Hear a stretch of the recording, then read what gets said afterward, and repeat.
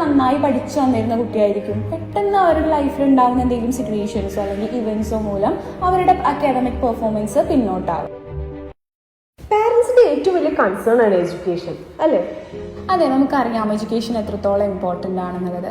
പക്ഷേ ഈ കാലങ്ങളിൽ കുട്ടികളിൽ ഏറ്റവും കൂടുതൽ ഫേസ് ചെയ്യുന്നതാണ് അക്കാദമിക് പ്രശ്നങ്ങൾ, especially learning disability. Learning disability ഒരു ന്യൂറോളജിക്കൽ കണ്ടീഷനാണ്. ഇപ്പോൾ കുട്ടികൾക്ക് ഒരു ഇൻഫർമേഷൻ വരികയാണെങ്കിൽ അതെങ്ങനെ റിസീവ് ചെയ്യുക, അതെങ്ങനെ പ്രോസസ്സ് ചെയ്യുക, അതിനോട് എങ്ങനെ റെസ്പോണ്ട് ചെയ്യുക എന്നുള്ളതിൽ ഒരു കൺഫ്യൂഷൻ ഉണ്ടാവുമായിരുന്നു. അപ്പോൾ ഇങ്ങനെയുള്ള പ്രശ്നങ്ങൾ മൂലം ഓട്ടോമാറ്റിക്കായിട്ട് അവർക്ക് അക്കാദമിക് പ്രശ്നങ്ങൾ വരാം. പക്ഷേ എല്ലാ കുട്ടികളിലും ഈ ഒരു അക്കാദമിക് പ്രശ്നങ്ങൾ കാണിക്കുന്നത് ലേണിംഗ് ഡിസബിലിറ്റി മൂലമല്ല. ചില കുട്ടികളിൽ അത് സ്കോളസ്റ്റിക് ബാക്ക്വേർഡ്നെസ് കാരണമായിരിക്കാം.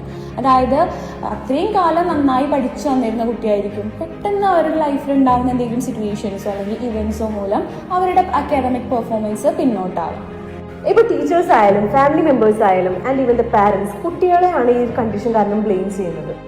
ഇവിടെ സ്വാഭാവികമായിട്ട് പാരന്റ്സ് അങ്ങനെ പ്രഷർ ചെയ്യുമ്പോൾ ഈ കുട്ടികൾക്ക് അതൊരു ഭയങ്കര ബുദ്ധിമുട്ടായിട്ട് വരികയാണ്. ആക്ച്വലി നമ്മൾ അവിടെ ഒരു പ്രഷറൈസ് കൊടുക്കാതെ അവരൊന്ന് പ്രോപ്പറായിട്ട് സപ്പോർട്ട് ചെയ്ത് ഗൈഡ് ചെയ്ത് അവരെ മുന്നോട്ട് കൊണ്ടുവരാനാണ് വേണ്ടത്.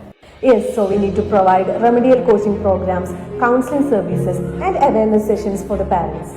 സേഫ് ഹീലിംഗ് ആൻഡ് ലേണിംഗ് നമ്മൾ പ്രൊവൈഡ് ചെയ്യുന്നത് remediation programmes and counselling services. റെമഡിയേഷനിൽ നമ്മൾ ആദ്യം കുട്ടിയുടെ ലെവൽ മനസ്സിലാക്കാൻ വേണ്ടി ഒരു അസസ്മെന്റ് എടുക്കും. അതിനുശേഷം 1-to-1 ആയിട്ടുള്ള ഒരു ഇൻഡിവിജ്വലൈസ്ഡ് ആയിട്ടുള്ള എഡ്യൂക്കേഷൻ പ്ലാൻ നമ്മൾ സെറ്റ് ചെയ്യും. പക്ഷേ ഇവിടുത്തെ highlight we are providing online services. അതെ, ഞാൻ ചോദിക്കണം എന്ന് വെച്ചിട്ടായിരുന്നു. പലരും എൻ്റെ അടുത്ത് ചോദിച്ചൊരു ഡൗട്ടാണ്, എന്തുകൊണ്ടാണ് നിങ്ങളൊരു ഓൺലൈൻ സർവീസ് അവിടെ പ്രൊവൈഡ് ചെയ്തത്. നമ്മൾക്ക് പാരന്റ്സ് പറഞ്ഞ ഏറ്റവും വലിയ കൺസേൺസ് ആയിരുന്നു ട്രാൻസ്പോർട്ടേഷൻ ആൻഡ് ഫീ സ്ട്രക്ചർ. അതുപോലെ കുട്ടികളിൽ ഇപ്പോൾ 2 മാസം വെക്കേഷൻ ആണ് വരാൻ പോകുന്നത്. അത് അവർ കളിച്ച് വളരേണ്ട ടൈമാണ്. So we are not interested in interrupting that.